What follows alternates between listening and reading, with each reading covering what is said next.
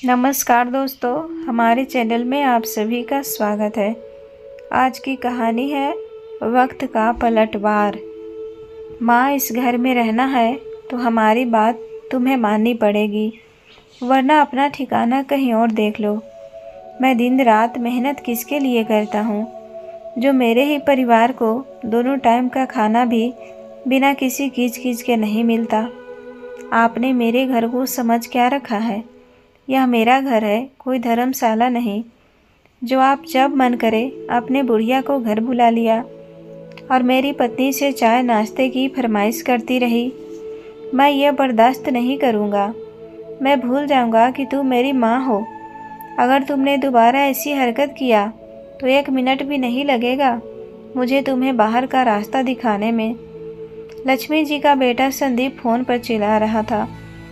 जब मैं खाना खाने बैठी थी, बेटे की ऐसी तीखी बातें सुनकर लक्ष्मी जी का बिल्कुल भी मन नहीं कर रहा था खाना खाने का। इसीलिए खाना थाली में ही छोड़कर जब उठने लगी, तब बहू अंजलि तो मानो उनके ऊपर खा जाने वाली रोड लिए तैयार खड़ी थी। उसने शेरनी की तरह गरजते हुए कहा, क्यों माँ जी, जब खाना खाने का मन नहीं था तो पहले ही क्यों नहीं कहा? अब जब खाना खाने बैठ गई हो तो पूरा खाना खा कर ही उठो, वरना कभी खाना नहीं दूंगी। फिर बैठे रहना भूखे प्यासे। बैठे बैठे 4 पाई तो तोड़ती रहती है और अनाज का नुकसान भी करती रहती है। जब खुद दिन रात कमाती ना, तब पता चलता कि पैसे कैसे कमाए जाते हैं। चुपचाप बैठकर खाइए, वरना यही खाना कल सुबह भी मिलेगा, चाहे वह खराब हो या अच्छा, आपको खाना ही पड़ेगा। लक्ष्मी जी अपनी आंखों में आंसू लिए फिर से खाना खाने लगी। दूसरे दिन सुबह लक्ष्मी जी सोकर उठी तो उन्हें बहुत ही कमजोरी महसूस हो रही थी। वह अपने कमरे से बाहर आई, तभी उन्होंने बहू से कहा, बहू, मुझे बहुत कमजोरी महसूस हो रही है, क्या तू मेरे लिए चाय? अभी लक्ष्मी जी की बात पूरी भी नहीं हुई थी कि बहू अंजलि उन पर भड़कते हुए बोली, माँ जी, मैं नहाने जा रही हूँ, और यह क्या चाय चाय लगा रखा है? दिन भर बस चाय पी पी कर बर्तन सिंक में इकट्ठा करते रहती हो। पता है कितना साबुन सोडा लगता है बर्तन धोने में? लेकिन नहीं, तुम्हें तो बस पैसे बर्बाद करना है, कर लो। इतना सुनकर लक्ष्मी जी पूरी तरह से टूट चुकी थी। अपने बेटे और बहू के रोज रोज के झगड़े से परेशान होकर लक्ष्मी जी अपने कमरे में जाकर अपना बैग निकालने लगी। उसमें अपने कुछ कपड़े रखे और उदास मन से अपने पति की तस्वीर उठाई और बोली, कितने नाजों से पाल पोस कर बड़ा किया था हमने अपने इकलौते लाडले बेटे को। कहते हुए वहीं रो पड़ी, परंतु फिर सोचने लगी कि नहीं, यह कमज़ोर पड़ने का वक्त नहीं है। उन्होंने अपनी आंखों के आंसू पोंछते हुए अपने पति की तस्वीर को अपने बैग में रखा और अपने एक सहेली को फ़ोन किया जो वृद्धा आश्रम में रहती थी। भरे गले से उन्हें बताया कि अब वो भी वृद्धा आश्रम में ही रहना चाहती है। इतनी बात सुनते ही उनकी सहेली कमला जी स्तब्ध रह गई। उसके पास कुछ पूछने के लिए कोई शब्द ही नहीं बचे थे। लक्ष्मी जी ने केवल इतना ही कहा कि मैं रोज रोज की कीच से परेशान आ गई हूँ और 1 घंटे में तुम्हारे पास पहुँच रही हूँ। जिस समय भी अपना घर छोड़कर अपना बैग लेकर निकलने लगी, तब उन्होंने देखा कि उनके बेटे बहू अपने कमरे में बैठकर चाय और स्नैक्स का आनंद ले रहे थे। परंतु दोनों में से किसी ने नहीं पूछा कि आप यह सामान लेकर कहाँ जा रही हो, और ना ही किसी ने उन्हें रोकने की कोशिश की। रोज रोज की अपमान और जिल्लत भरी जिंदगी से परेशान होकर लक्ष्मी जी वृद्धा आश्रम पहुंच गई। थोड़े ही समय में उनके वृद्धा आश्रम में बहुत ही सहेलियां बन गई, क्योंकि वह बहुत ही मिलनसार स्वभाव की महिला थी। वह सबके साथ हाल चाल बांटती और बातें करती। रोज सुबह सैर और एक्सरसाइज भी करती। धीरे धीरे लक्ष्मी जी को आश्रम में ही अच्छा महसूस होने लगा। घर की अपेक्षा उन्हें वृद्धा आश्रम सुकून दे रहा था। सभी लोग एक साथ खाना खाया करते थे, जबकि घर में रोज के कलेश से लक्ष्मी जी का हृदय छलनी हो गया था। हमेशा अपने पति की तस्वीर से बातें करते हुए कहती थी कि तुम तो मुझे पहले ही छोड़कर चले गए, परंतु उस बेटे ने भी मेरा साथ नहीं दिया जिसके लिए हमने कभी अपना रात दिन एक किया था। एक दिन लक्ष्मी जी वृद्धा आश्रम के प्रांगण में टहल रही थी। तभी एक बेटा आश्रम के बाहर एक कार आकर रुकी। वृद्धा आश्रम के सभी लोग एक कार की ओर देखने लगे और सोचने लगे कि आज फिर से कोई अभागा बुजुर्ग इस वृद्धा आश्रम में आया है, जिसने ना जाने कितने जतन से अपने बच्चों को पाल पोस कर पढ़ा लिखा कर बड़ा किया होगा।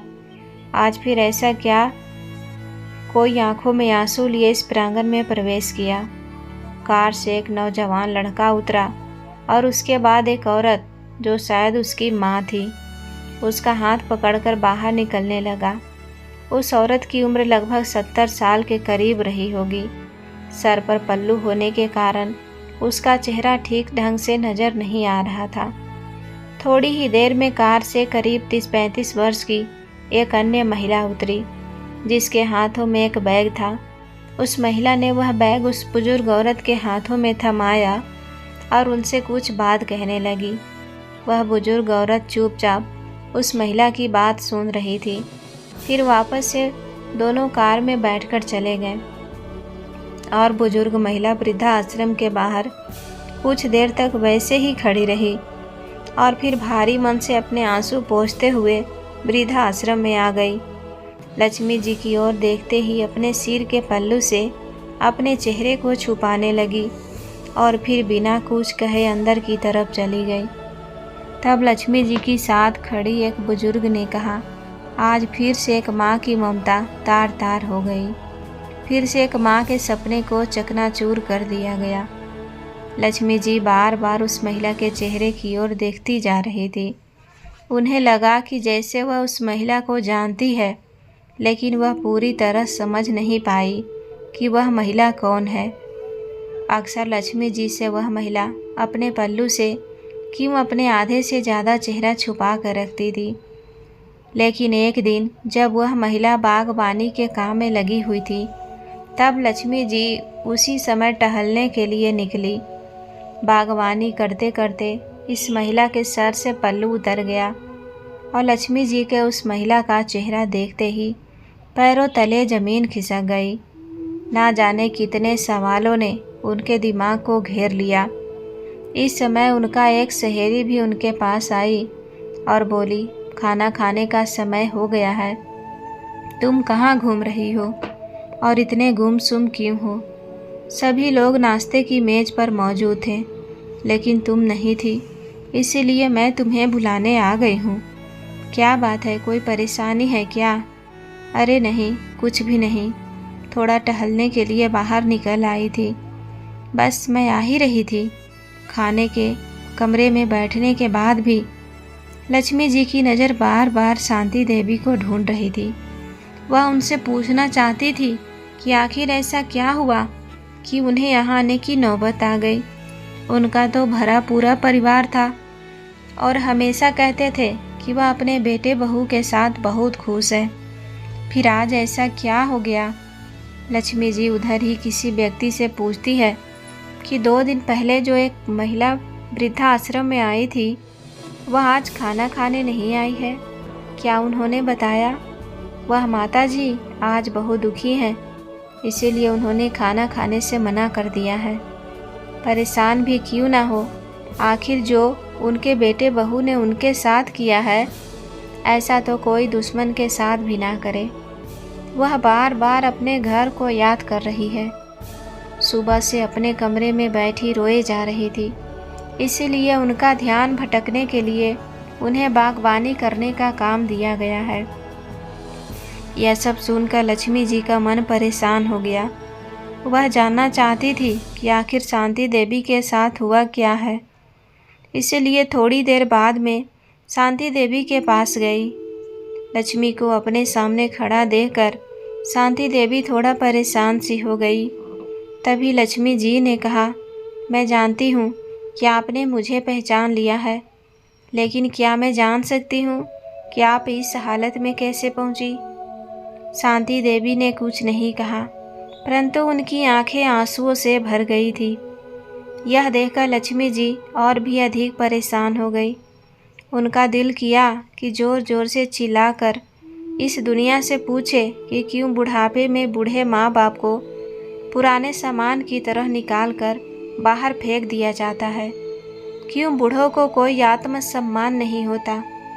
अपने ही विचारों में लक्ष्मी जी वृद्धा आश्रम के प्रांगण में टहल रही थी कि अचानक उनका पैर क्यारी के किनारे से टकराया और वह गिरते गिरते एक पेड़ को पकड़कर संभल गई। तभी पास से गुजर रहा वृद्धा आश्रम का कर्मचारी कहता है, अम्मा जी, आप ठीक तो हैं ना? कहीं चोट तो नहीं लगी? अपना पैर दिखाइए, अगर लगी हो तो मैं अभी की अभी पट्टी कर देता हूँ। लक्ष्मी जी कहती हैं, अरे नहीं नहीं बेटा, कुछ ज़्यादा चोट नहीं है, मामूली सा है, ठीक हो जाएगा। इतना कहते हुए लक्ष्मी जी प्रांगण में ही रखे बेंच पर जाकर बैठ गई। पर कुछ महीने पहले घटी एक घटना को याद करने लगी, जब वह बाथरूम से फिसलकर गिर गई थी और उनके पैरों में ज़्यादा चोट लग गई थी। उनकी बहू अंजलि उस चोट को देखकर भी अनदेखा करके अपने काम में लगी रही और उनका बेटा संदीप चिल्लाकर बोला, क्या संभल कर काम नहीं कर सकती?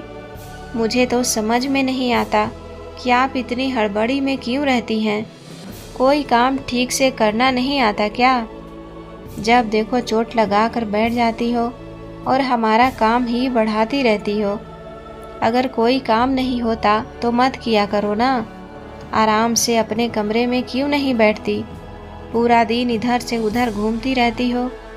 उसे इतना भी नहीं बन पाया कि अपनी माँ का हाल चाल पूछे या चोट पर मरहम पट्टी करे। एक दिन जब लक्ष्मी जी का चश्मा टूट गया तो अपने बेटे से कहने लगी, बेटा मेरा चश्मा ठीक करवा देना, टूट गया है, ठीक से दिखाई नहीं देता।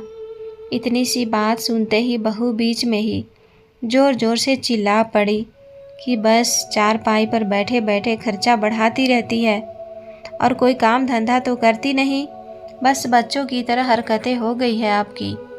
ना जाने ऐसा कितनी बार हुआ था जब लक्ष्मी जी अपने बेटे बहू से अपमानित हो चुकी थी। अपने अतीत में झांकते हुए लक्ष्मी जी अभी अपने विचारों में खोई हुई थी। तभी सामने से उनके बुजुर्ग सहेली कमला जी आती हुई दिखाई दी। कमला जी के चेहरे पर मुस्कुराहट थी। उन्हें देखकर लक्ष्मी जी बोली, क्या बात है कमला, आज तो तू बड़े ही खुश नजर आ रही हो। तभी कमला जी ने कहा, आज मेरे बेटे का जन्मदिन है, उसका फ़ोन आया था कि आज वह मुझसे मिलने आने वाला है, इसीलिए मैं बहुत खुश हूँ। बहुत दिनों बाद आज उसका चेहरा देखने को मिलेगा। कमला जी की बातें सुनकर लक्ष्मी जी कुछ परेशान सी हो गई और अपनी सहेली से बोली, जिस बेटे ने तुम्हारी ये हालत कर दी, तुम्हें वृद्धा आश्रम में छोड़कर चला गया, साल में केवल कुछ देर के लिए तुमसे मिलने के लिए आएगा और तुम उस बेटे के लिए खुश हो रही हो। तभी कमला जी बोली, मैं तो इसी बात से खुश हूँ कि कम से कम मेरा बेटा मुझसे मिलने तो आ रहा है, मेरे लिए यही बहुत बड़ी बात है। लेकिन लक्ष्मी जी उनसे नाराज़ होकर उनकी बात को बिना सुने अपने कमरे में जाकर बैठ गई। सोचने लगी कि यह किस्सा केवल मेरे साथ या शांति देवी के साथ ही नहीं है, वृद्धा आश्रम में रहने वाले हर एक बुजुर्ग की कोई न कोई कहानी है और सभी की ज़िंदगी में वृद्धा आश्रम में रहने के पीछे कोई न कोई वजह ज़रूर है। बिना किसी वजह के अपने मर्जी से कोई वृद्धा आश्रम नहीं आता। जब तक एक व्यक्ति अंदर तक भर नहीं जाता तब तक वह यहाँ आने के लिए मजबूर नहीं होता। लेकिन देखो, सभी बूढ़े लोग अपनी उन कड़वी यादों को भूलकर अपनी ज़िंदगी को यहाँ बिताने के लिए मजबूर हैं। कुछ लोग समय के हिसाब से स्वयं को ढाल लेते हैं और खुश रहने की कोशिश करते हैं, जबकि कुछ लोग मेरे जैसे हैं जो हमेशा ही अपने बच्चों को, अपने बेटे बहू को, अपने पोते पोतियों को याद करके आंखों में आंसू बहाते रहते हैं और बार बार अपने घर परिवार को याद करते हैं। मन में अपने घर के लिए लगाव भी है, लेकिन इस घर में रहने वाले बेटे बहू के दिए हुए घाव भी है। लक्ष्मी जी को कविता लिखने का बहुत शौक था, इसीलिए अपना दिल बहलाने के लिए वह कुछ देर के लिए कविता लिखने बैठ जाया करती थी। एक दिन जब ये कागज़ पर अपने विचारों को कविता का रूप दे रही थी, तब उस पर अपने हालात बयान करते हुए उनकी आंखें आंसुओं से डबडबा गई। इस समय वृद्धा आश्रम का संचालक उनके पास आया और उन्हें आवाज़ लगाई। लक्ष्मी जी उस समय ठिठक कर बैठ गई और कागज़ को मोड़कर अपने हाथों में दबा लिया और अपने आंसू छुपाते हुए बोली, जी बोलिए। लक्ष्मी जी, आपका बेटा और बहू आपसे मिलने आए हैं, साथ में आपका पोता भी है। यह बात सुनकर लक्ष्मी जी हैरान हो गई, साथ में उनके चेहरे पर नफरत के भाव भी आ गए। सोचने लगी कि आज मेरे बेटे को मेरी याद कैसे आ गई। जब ऑफिस में गई तो उस समय उनका 5 वर्ष का पोता गोलू उन्हें देखते ही दादी दादी कहते हुए झट से उनकी ओर दौड़ा और उनकी टांगों से चिपक गया। लक्ष्मी जी की आंखों से आंसू छलक पड़े। अब तक तो वह मन मार कर वृद्धाश्रम में जैसे तैसे जी रही थी, लेकिन अपने पोते को देखते ही उनका दिल कमज़ोर पड़ने लगा। परंतु फिर अचानक दिमाग में विचार आया कि यह वक्त मजबूती से अपने निर्णय पर टिके रहने का है। ऐसा सोचते हुए गुस्से से अपने बेटे को देखते हुए बोली, तुम यहाँ क्या करने आए हो? चले जाओ यहाँ से। मुझे किसी से मिलने की कोई ज़रूरत नहीं है। मैं यहाँ बहुत खुश हूँ और अपनी ज़िंदगी बड़े आराम से काट रही हूँ। कम से कम यहाँ पर मेरे साथ हंसने बोलने वाले तो कोई है। ओ माँ, दरअसल बात यह है कि आज गोलू का जन्मदिन है और हमने घर पर पार्टी रखी है। गोलू की ख्वाहिश है कि आप भी उनके जन्मदिन पर उपस्थित रहें। यदि आप आएंगे तो आपके पोते को भी बहुत अच्छा लगेगा। तभी लक्ष्मी जी बोली, देखो, मैं वह घर छोड़ चुकी हूँ, पर अब मैं वहाँ दोबारा नहीं जाना चाहती। उस समय उनका बेटा बोला, माँ, आप घर चलिए, वहाँ आपकी सहेलियाँ भी पार्टी पर आ रही है। मैंने उन्हें भी बुलाया है। सभी आस पड़ोस वाले और रिश्तेदार भी आएंगे। सभी लोग आएंगे, आपके बारे में पूछेंगे तो हम क्या कहेंगे? तभी लक्ष्मी जी बोली, अच्छा, तो आज मुझे अपने बेटे के जन्मदिन के लिए बुलाने नहीं, बल्कि अपमान से बचने के लिए तुम बुलाने आए हो। सभी रिश्तेदार आएंगे तो पूछेंगे तुम्हारी माँ कहाँ है, तो तुम क्या जवाब दोगे? इसीलिए तुम मुझे बुलाने आए हो। अभी के अभी चले जाओ यहाँ से, मैं कहीं नहीं जाने वाली। तुम लोग कितने स्वार्थी हो गए हो। ज़रूरत पड़ी तो बुलाने आ गए, वरना इतने महीनों से मैं यहाँ वृद्धा आश्रम में हूँ, एक बार भी खबर लेने नहीं आए कि मैं जी रही हूँ या मर गई हूँ। इतना तो फ़ोन करके भी मेरा हाल चाल पूछने की ज़रूरत नहीं समझी। इतने तक नहीं पूछा कि घर छोड़कर वृद्धा आश्रम क्यों चली गई। आज ज़रूरत पड़ी तो हाथ जोड़कर मुझे लेने आ गए हो। नहीं, अब से यही मेरा घर है, मैं कहीं नहीं जाऊंगी अपने घर को छोड़कर। ऐसा कहते हुए लक्ष्मी जी अपने कमरे की ओर जाने लगी। तभी बेटा और बहू दोनों ने आपस में प्लान बनाया कि माँ ऐसे नहीं मानेगी, कुछ तो करना पड़ेगा, तभी हम उन्हें अपने घर लेकर जा सकें और रिश्तेदार के ताने सुनने से बच सकेंगे। इसीलिए दोनों रूनी सूरत लेकर लक्ष्मी जी के पास गए और गिड़गिड़ाते हुए कहने लगे, माँ, हमें माफ़ कर दो, आपके पोते का जन्मदिन है। क्या आपको अपने पोते की खुशियाँ में शामिल होने का भी मन नहीं कर रहा? इतनी बात सुनकर लक्ष्मी जी का दिल पिघलने लगा। तभी गोलू बोला, चलो न दादी, हम दोनों मिलकर बहुत मस्ती करेंगे। अपने पोते की बात सुनकर लक्ष्मी जी खुद को रोक नहीं पा रही थी, परंतु बेटे और बहू की करतूत की वजह से वह घर नहीं जाना चाहती थी। लेकिन गोलू ने कहा तो वह घर जाने के लिए तैयार हो गई। फिर बोली, लेकिन मेरी एक शर्त है, मैं घर पर चलूँगी और जैसे गोलू का जन्मदिन हो जाएगा उसके बाद मुझे वृद्धा आश्रम वापस लौटना है और तुम लोग मुझे वृद्धा आश्रम तक छोड़ने आओगे। बेटा बहू इस बात के लिए तैयार हो जाते हैं। गोलू का जन्मदिन बहुत धूमधाम से मनाया जाता है। सभी रिश्तेदार और पास पड़ोस के लोग बहुत अच्छे से मिलते जुलते हैं। लक्ष्मी जी की पुरानी सहेलियां आज उन्हें बहुत दिनों बाद मिली, परंतु लक्ष्मी जी ने किसी से कुछ नहीं कहा और हंसते मुस्कुराते हुए पूरी पार्टी का आनंद उठाया। परंतु उनके मन में कुछ विचार चल रहा था। वह सोच रही थी कि कल अपने बेटे बहू को जो सरप्राइज वह देने वाली है, उसकी तो उन्होंने कभी कल्पना भी नहीं की होगी। जब पार्टी खत्म हुई तो बहुत रात हो चुकी थी। लक्ष्मी जी अपने घर पर ही रुक गई। जब अपने कमरे में सोने के लिए गई तो अपने पति शिवशंकर जी की यादों में खो गई। आप बीना जी, 2 रोटियां से क्या पेट भरता है? एक रोटी तो और ले लीजिए, अभी गर्मा गर्म सेक रही हूँ। एक रोटी और मेरे कहने पर खा लीजिए, आप खाते हैं तो मेरे तन को लगता है। अरे नहीं लक्ष्मी, मेरा पेट पूरा भर चुका है, और कितना खिलाओगी? अपने पति को याद करते करते लक्ष्मी जी सोचने लगी, क्या दिन थे वह, जब हम सब लोग मिलकर कितना खुश रहते थे और बहू भी आगे पीछे घूमती रहती थी। और अब उसने मुझे एक एक रोटी के लिए तरसा दिया। छोटे से छोटा काम भी मुझ पर डाल देती थी। सब्जी लाने से लेकर घर की साफ सफाई तक का सारा काम मुझसे करवाती थी।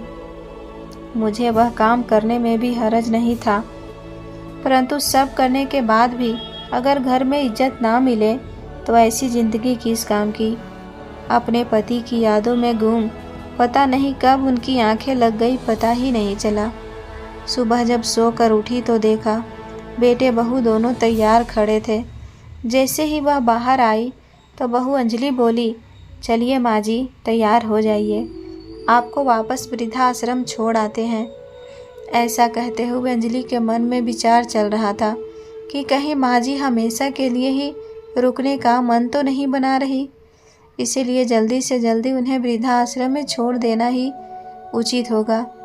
लक्ष्मी जी उन्हें देखकर हैरान थी और अपने बेटे बहू की मनसा को अच्छी तरह से समझ रही थी, इसीलिए वह भी जल्दी से नहा धोकर तैयार हो जाती है। जैसे ही वृद्धाश्रम में जाने के लिए गाड़ी में बैठने लगती है, वह देखती है कि उनकी बहू अंजलि के चेहरे पर एक संतुष्टि भरी मुस्कान थी। वह मन ही मन सोचने लगी, चलो बेटा, आज तुम्हें जो सरप्राइज दूंगी उसके बाद से तो तुम वृद्धाश्रम का नाम लेना भी भूल जाओगी। लक्ष्मी जी ऐसा सोचते हुए कार में बैठ जाती है। एक पल को अपने घर को निहारती है, फिर सोचती है कि ठीक है, जहाँ मन को तसल्ली मिले उधर ही रहना चाहिए। यहाँ तो बेटे बहू को मुझे निकालने की बहुत जल्दी है, तो रह कर भी क्या करूँगी। अपना वृद्धाश्रम ही अच्छा है, जहाँ मैं अपने हिसाब से खाती हूँ, अपने हिसाब से रहती हूँ और अपनी मन पसंद का काम करती हूँ। किसी कीच कीच नहीं होती। जैसे ही वृद्धाश्रम के सामने कार रुकी तो बेटे बहू कार से उतरकर सामने खड़े हो गए। लक्ष्मी जी भी कार से निकली और अंदर जाने लगी। जाते जाते रुक गई और पीछे मुड़कर अपने बेटे बहू को आवाज़ लगाई। वे दोनों अपनी कार में बैठने ही वाले थे, तभी लक्ष्मी जी की आवाज़ सुनकर रुक गए। लक्ष्मी जी ने कहा, वापस मत जाओ, मुझे तुम्हें किसी से मिलवाना है। उनके बेटे बहू पीछे पीछे चल पड़े। वृद्धाश्रम के प्रांगण में पहुंचकर लक्ष्मी जी वहीं काम करने वाली एक व्यक्ति से शांति देवी को बुलाने के लिए कहती है। शांति देवी जैसे ही बाहर आई, वैसे ही लक्ष्मी जी का बेटा संदीप उन्हें देखकर दंग रह जाता है और बहू अंजलि को तो जैसे काटो तो खून नहीं, उसकी हैरानी का ठिकाना ही नहीं था। दौड़कर शांति देवी के गले लग गई और फूट फूट कर रोने लगी और बोली, माँ, आप यहाँ क्या कर रही हो? आप यहाँ कब आई और आपने मुझे बताया भी नहीं। परंतु उसकी बातों का शांति देवी ने कोई जवाब नहीं दिया। फिर अंजलि बोली, मुझे तो यही लगता था कि आप भाई भाभी के साथ बहुत अच्छे से रह रही हो। कल ही मेरी भाभी से बात हुई थी, उन्होंने भी नहीं बताया कि आप वृद्धाश्रम में हो। मैं आपके बारे में भाभी से कितने दिनों से पूछ रही थी कि माँ से बात नहीं हो रही है, माँ कहाँ है, एक बार तो मेरी बात करवा दो। तब भाभी ने कहा कि तुम तीर्थ यात्रा पर गई हो, इसीलिए मेरी तुमसे बात नहीं हो पाई और मैं भी मान लिया कि तुम तीर्थ यात्रा पर गई हो। लेकिन मुझे क्या पता था कि उस जालिम औरत ने तुम्हें वृद्धा आश्रम में छोड़ दिया। अपनी बेटी की बात सुनकर शांति देवी फूट फूट कर रोने लगी और बोली, बेटा, तुम्हारे भाई भाभी झूठ बोल रहे थे। मुझे 1 महीना पहले ही वे लोग वृद्धा आश्रम में छोड़कर चले गए थे। लेकिन माँ, आप मुझे फ़ोन करके बता भी तो सकती थी ना, मैं तुरंत यहाँ पहुँच जाती। उन लोगों की हिम्मत कैसे हुई मेरी माँ के साथ यह सब करने की। इतना सुनते ही अंजलि अपनी माँ से लिपट गई। मैं तुम्हें फ़ोन करके कैसे बता सकती थी बेटा। जिस दिन से वृद्धा आश्रम में आई, मैं तुम्हारी सास को यहाँ देखा। इसका मतलब तो यह हुआ ना कि तुम्हें और तुम्हारी भाभी में कोई फ़र्क ही नहीं है। फिर मैं तुम्हें फ़ोन करके तुम्हारे भाई भाभी की करतूत के बारे में क्या बताती। इतना कहते हुए शांति देवी ने उसे अपने से अलग कर दिया। तू मेरी बेटी कहलाने के लायक ही नहीं है, इसलिए मुझसे दूर रहो। यदि मेरे बेटे बहू ने मुझे घर से निकाला है तो मेरी बेटी ने भी तो अपनी सास को अपने घर से निकाला है। तो कुल मिलाकर मेरे दोनों औलादें ही निकम्मी निकली। अब तो मुझे स्वयं को तुम्हारी माँ कहने पर भी शर्म आती है। एक ने अपनी माँ को घर से निकाल दिया और एक ने अपनी सास को घर से निकाल दिया। अपनी माँ की बातें सुनकर अंजलि का सिर शर्म से झुक गया। माँ, मुझे माफ़ कर दो, मैं बहुत शर्मिंदा हूँ, मुझसे बहुत बड़ी गलती हो गई। माँ, मैं कभी नहीं सोचा था कि जो मैं अपने सास के साथ कर रही हूँ वह मेरे माँ बाप के साथ भी हो सकता है। तभी शांति देवी बोली, बेटा, वैसे तो तुम्हारी गलती माफ़ करने लायक नहीं है, फिर भी अगर माफ़ी मांगने ही है तो मुझसे नहीं, अपनी सास से मांगो। अपनी करतूतों पर शर्मिंदा हुई, अपनी सास की ओर मुड़ी और उनके पैरों में गिर गई। माँ जी, मुझे माफ़ कर दीजिए। तभी अंजलि ने भी माफ़ी मांगते हुए कहा, अब आप दोनों घर चलिए और हमें अपनी सेवा करने का मौका दीजिए। तब लक्ष्मी जी और शांति देवी दोनों ने ही घर जाने से मना कर दिया और कहा कि हमें अब अपने बहू, बेटे या बेटी के पास नहीं रहना है। हम वृद्धा आश्रम में ही रहकर सुखी हैं। दोनों ने लाख मनाने की कोशिश की, परंतु लक्ष्मी जी और शांति देवी का एक ही जवाब था, एक बार धोखा खा चुके हैं, अब इस उम्र में हमारे शरीर में इतनी जान नहीं बची है कि बार बार अपने बच्चों द्वारा दिए गए धोखे झेल सके। इतना कहकर लक्ष्मी जी और शांति देवी अपने अपने कमरे में चली गई। अंजलि और संदीप दुखी मन से अपने घर वापस चले गए। घर पहुंचकर उन्होंने देखा कि माँ के कमरे में उनके बिस्तर के ऊपर एक कागज़ रखा हुआ था, जो शायद वह रहकर भूल गई होगी। जब अंजलि ने उस कागज़ को खोलकर देखा तो उसमें उसके माँ ने एक कविता लिखी हुई थी। क्या किसी ने देखा है, मौत से पहले भी मौत आती है? हाँ, मैंने देखा है। आज मौत से पहले भी मौत आती है। जब ज़िंदगी अपनी आखिरी पड़ाव पर आ जाती है, शरीर भी काम नहीं करता, केवल सांस आती जाती है। हाँ, मैंने देखा है, मौत से पहले भी मौत आती है। अपनी माँ के द्वारा लिखे हुए इन शब्दों को देखकर अंजलि के दिल पर ना जाने कितने तीर एक साथ चुभने जैसा एहसास हुआ। और उधर अंजलि अभी तक अपनी माँ की हालत को देखकर उस सदमे से उभर नहीं पाई थी। परंतु आज उन दोनों के पास पछताने के अलावा और कोई रास्ता नहीं बचा था। किसी ने सही कहा है, संतान का अस्तित्व है माता पिता की वजह से, और माता पिता वृद्धा आश्रम में हैं संतान की वजह से। जब संदीप का बेटा गोलू बड़ा हुआ तब वह भी अपने पिता को वैसा ही जवाब देता था जैसा जवाब संदीप अपनी माँ को दिया करता था।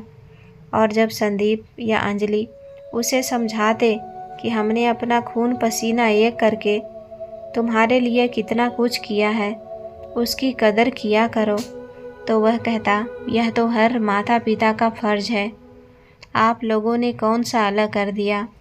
और एक दिन ऐसा आया कि गोलू को विदेश में नौकरी लगने के लिए संदीप ने अपना वह घर भी बेच दिया।